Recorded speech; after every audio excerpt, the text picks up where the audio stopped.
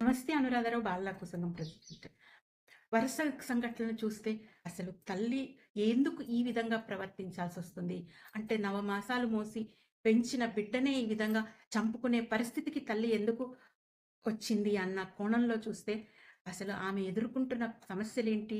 ఏ విధంగా మానసికంగా ఆమె ఈ ఘటనకు పాల్పడింది అన్న విషయాలు మనం ఆలోచించినట్లయితే చాలామందికి ప్రసవానంతరం వచ్చే డిప్రెషన్స్, ప్రసవానంతరం వచ్చే మానసిక సమస్యల గురించి తెలియదు.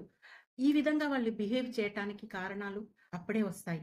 సో ఏం ఘటనలు జరిగినాయి అని మనం చూసినట్లయితే 2 రోజుల క్రితం అంటే 19థ్ ఏప్రిల్ నాడు బాలానగర్ పరిధిలో ఒక సంఘటన చోటు చేసుకుంది. 4 సంవత్సరాల పాపకు తల్లి ఎలకల మందు కల్పించిన మాజా ఇచ్చింది.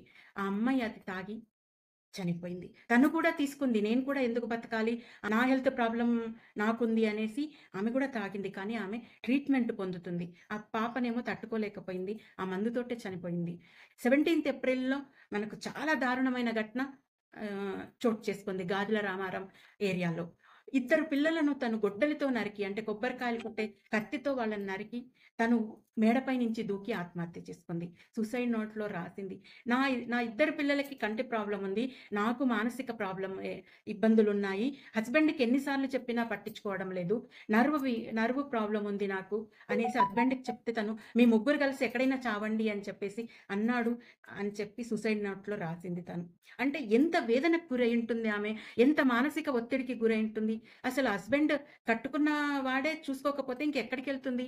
పేరెంట్స్ ఒకతనికి ఇచ్చి పంపించేస్తారు పెళ్లి అని చెప్పేసి. మరి ఆ హస్బెండ్ అనేవాడు వచ్చాక చూసుకోవాల్సింది తనే కదా! మరి ఇలా పిల్లలను, తల్లిని చంపేసుకుంటే ఆ హస్బెండ్‌కి ఏమొస్తుంది? తను ఏంటి సాధించినట్టక్కడ? ఇన్ని ఒడిదుడుకుల్లో పిల్లలను ఎట్లా పెంచాలి అని తల్లి మనసు ఆవేదన చెందుతుంది.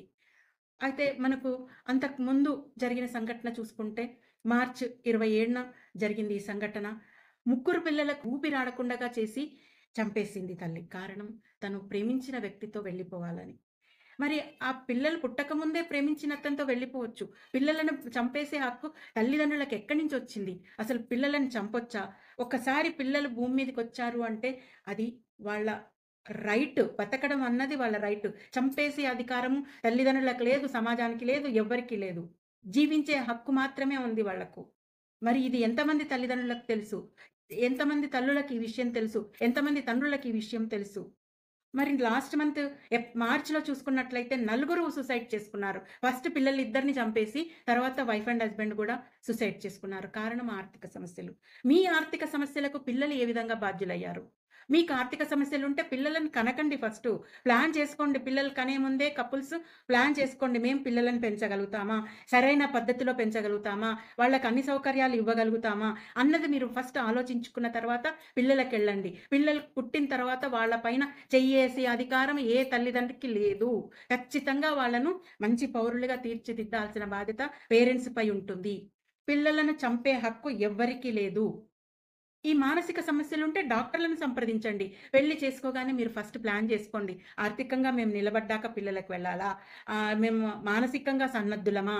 ఒకవేళ మానసిక ఇబ్బందులుంటే ఫస్టే ట్రీట్‌మెంట్ తీసుకోండి. ట్రీట్‌మెంట్ తీసుకున్నట్లయితే ఖచ్చితంగా ఏమీ ప్రాబ్లమ్ ఉండదు. నార్మల్‌గా అయిపోతారు. అప్పుడు పిల్లలను కనేయొచ్చు. వాళ్ళను పెంచడానికి మీరు ఆర్థికంగా ఆల్రెడీ సెటిల్ అయ్యి ఉంటారు కాబట్టి పెంచడం ఇబ్బంది కాదు. మీరు ఇవన్నీ సన్నద్ధమయ్యాక పిల్లలకు వెళ్ళాలి. మరి ఇక్కడ జరిగిన సంఘటనలను చూస్తే ఫస్ట్ ప్రాబ్లము మానసిక డిప్రెషన్. ప్రసవానంతరం వచ్చే మానసిక ఇబ్బందులు చాలా మందికి తెలియవు. వాళ్ళు ఫ్యామిలీ సపోర్ట్ లేకపోవడం, మహిళలు ఆర్థికంగా నిలదొక్కుకోలేకపోవడం. ఒకవేళ మహిళ ఆర్థికంగా నిలదొక్కుకొనుంటే, నా పిల్లలను నేను పెంచుకుంటా, ఎవ్వరు లేకున్నా నేను చూసుకోగలనన్న ధీమా వాళ్ళకుంటుంది. మరి అట్లాంటప్పుడు ఫస్ట్ మహిళలు ఆర్థికంగా నిలదొక్కుకోవాలి. కుటుంబ సభ్యుల సహకారం ఖచ్చితంగా ఉండాలి. ఎందుకంటే ఇద్దరిది సమాన బాధ్యత. అటు పేరెంట్స్ అయినా, ఇటు పేరెంట్స్ అయినా వీళ్ళకు అండదండగా ఉండాలి. ఏమన్నా ఇబ్బందొస్తే మేమున్నామని చెప్పాలి తప్ప, మీ చావు మీరు చావండి అని వాళ్ళనొదిలేయొద్దు. ఖచ్చితంగా ఫ్యామిలీ సపోర్ట్ ఉండాలి. సమాజం ఒత్తిడి గురించి ఎవ్వరూ పట్టించుకోవద్దు. ఎందుకంటే రకరకాల విమర్శలు చేస్తుంది. నువ్వు తల్లివి గదా! నువ్వు అన్నీ తట్టుకోవాలి. ఆర్థిక ఇబ్బందులొచ్చినా నువ్వే తట్టుకోవాలి. మానసిక ఇబ్బందులొచ్చినా నువ్వే తట్టుకోవాలి. పిల్లలు ఎట్లా హెల్త్ ప్రాబ్లమ్ ఉన్నా నువ్వే చూసుకోవాలని చెప్తా ఉంటారు. అవన్నీ కాదు. సమాజం గురించి ఇగ్నోర్ చేయండి. సమాజం ఎన్నో రాళ్ళేస్తుంది. ఆ రాళ్ళను దాటుకుంటూ ముందుకెళ్ళి పిల్లలను పెంచుకోవాలి ఖచ్చితంగా. చంపేసుకుంటే సమస్యలు పరిష్కారం కాదు. ఇప్పుడు చచ్చిపోయినోళ్ళైతే రారు గదా! సొల్యూషన్స్ కూడా మనం వెతుక్కోవాలి. ఫస్ట్ మానసిక ఆరోగ్యంపై అవగాహన తెచ్చుకోవాలి. గర్భధారణకు ముందు, తర్వాత ప్రసవానంతరం ఎలాంటి మానసిక పరిస్థితి ఉంటుంది దానిపైన అవగాహన తెచ్చుకున్నాకనే పిల్లలకు వెళ్ళాలి. తర్వాత సమాజం ఏమంటుంది కాదు. సమాజం గురించి మీరు పక్కన పెట్టి మీకై మీరు ధైర్యంగా ముందుకు స్టెప్ వేయాలి. మీరు ఫస్ట్ ఆర్థికంగా నిలబడాలి. తర్వాత మానసిక ధైర్యం తెచ్చుకోవాలి. ఖచ్చితంగా మానసికంగా ఏమైనా ప్రాబ్లమ్స్ ఉంటే డాక్టర్ని అది ఏం జబ్బు కాదు, అది ఒక తాత్కాలికమైన ఇబ్బంది. కాబట్టి ఆ ఇబ్బందిని డాక్టర్లు సాల్వ్ చేయగలుగుతారు. సో డాక్టర్లను సంప్రదించాలి. కుటుంబ సభ్యుల సహకారంతో ఇవన్నీ సాధించుకోగలుగుతారు మహిళలు. కాబట్టి ఖచ్చితంగా awareness is the first step. కాబట్టి మార్పు మనమే తీసుకురావాలి. ఫస్ట్ అందరిలో అవేర్నెస్ కలగాలని చెప్పేసి ఈ వీడియో చేస్తున్నాను. Thank you.